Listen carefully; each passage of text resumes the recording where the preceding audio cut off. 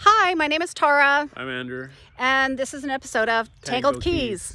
I wanted to talk about mental illness and what we can do without knowing anything or being anyone special, what we can do to adjust that in the world and make a better place to live in. So I want to talk to you about me and my life. But first I'm going to introduce you, or Andrew's going to introduce himself to you. Hi, I'm Andrew. I was born with schizophrenia. It affects my memory and concentration and how I understand things.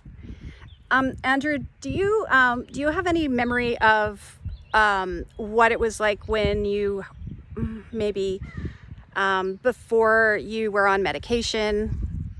Yeah, I had a lot of confusion and stress.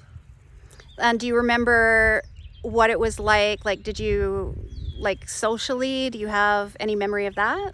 No, because I had a lot of anxiety along with it, and the medication I'm on helps with all kinds of things.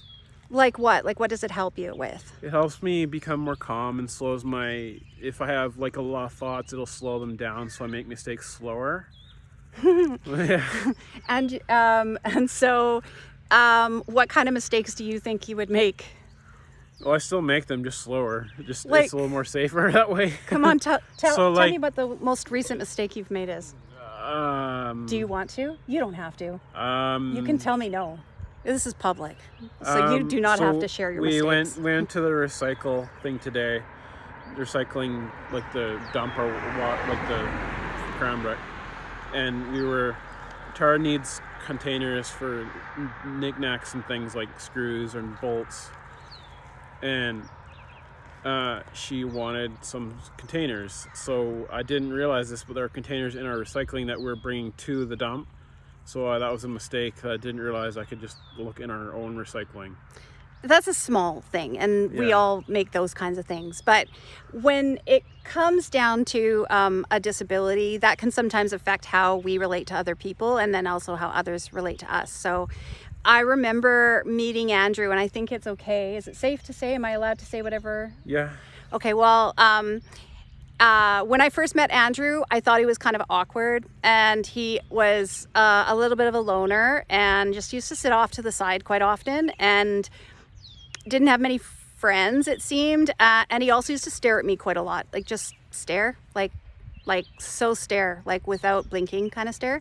And it kind of weirded me out, but I thought at that time that I would just overcome that and be his friend, because I think that even friendship makes a difference in the world. There's a lot of lonely people out there, so be a friend. But I befriended Andrew, and then about a year, I befriended him in so much that I invited him to go to lunch, and that lunch was outside, and my pastor and I invited Andrew, so it was my pastor and Andrew and myself, and we went downtown Victoria and had a hot dog, and we watched, I think it was Concert in the Park, which was this big, huge symposium of artists, that musical artists, and you'd sit there for like an hour. But we got a beautiful, our beautiful old pastor out, and then I got Andrew out and myself. So we were just three weird ducks in a big, large crowd, and then that was it. Andrew goes back to his world, and I went back to mine, and my pastor went back to his world, and that's it. But about a year and a half later, I saw Andrew again, and again, he was,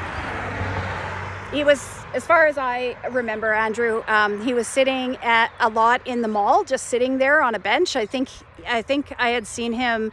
He just looked like he was not paying attention, or like he couldn't pay attention. He was just kind of zoned out, sort of sitting on the bench in the mall. And I saw him on the street once, and I said, "Hey, we should hang out." And he's like, "Sure." And then I remember just pursuing that and saying, "Come on, Andrew, let's go hang out." And a couple times he had said that, he's just never had anybody that's actually been his friend before. So that was something new for him. And I guess I would have known that, but it was his experience, and I didn't highlight that. But we're highlighting it now because Andrew is doing like amazing, and as you can see, he's doing super good. And a big part of that is because of friendship. It's because of security and something that he doesn't have to worry about anymore. I mean, I am so proud of him because he used to walk around with a bag. He would never let go of that bag. Every single place, everywhere he went, he took a bag, a grocery bag of essential belongings, because he felt secure with them, like a security blanket, I would have called it. And look, no bag. And if you met this guy, you would never know that he had a mental illness. And that has to do with nothing but friendship, just security. He knows he's always got a place to stay. I'm quite capable, so no matter where I go, he has a place to stay. He's like my brother. I've adopted him like my brother. Obviously, he's not my brother. But he is my brother, I say, in Christ. So he is my brother, and he's always got a place to stay. If I ever rent a place or live in a house, it's always going to at least have 2 bedrooms, and he always owns at least one of them. And yeah, he has a house to live in forever. So I just want to talk to you about those people that are downtown, that are, in places that I'll guarantee they all don't want to be. So they're not all there because they want to be. Some of them are there because they don't have anybody that cares. So my challenge to you is go out and care for somebody and make a friend and spend a little time with somebody you don't know. Say bye. Bye.